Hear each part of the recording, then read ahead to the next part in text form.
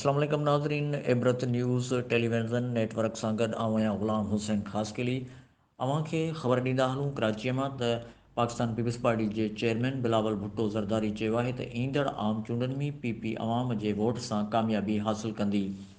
Pakistan peoples party जे chairman Bilawal Bhutto Zardari Karachi में media सां ॻाल्हाईंदे चयो आहे त ईंदड़ आम चूंडनि में पीपल्स पार्टी अवाम जे वोट ऐं ताक़त सां कामयाबी हासिलु कंदी। हिन चयो त पाकिस्तान पीपल्स पार्टीअ जे कारकुननि 8 फरवरी 2024 ते थींदड़ आम चूंडनि जे हवाले सां भरपूर नमूने सां तयारी शुरू करे छॾी आहे।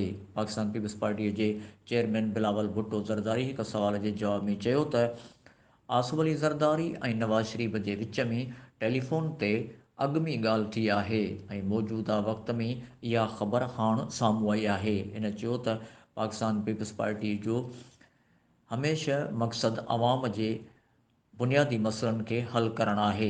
पाकिस्तान पीपल्स पार्टी जे चेयरमैन बिलावल भुट्टो ज़रदारी इहो बि चयो त मकानी चूंडुनि में कराचीअ समेत मुख़्तलिफ़ इलाइक़नि में जेका कामयाबी हासिलु कई आहे उन मां साफ़ ज़ाहिर थी रहियो आहे त अवाम पीपल्स पार्टीअ सां गॾु आहे।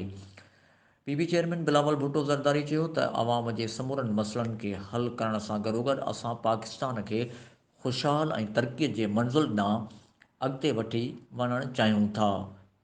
वधीक ख़बरुनि ऐं अपडेट लाइ ॾिसंदा रहो इबरत टेलीविज़न नेटवर्क।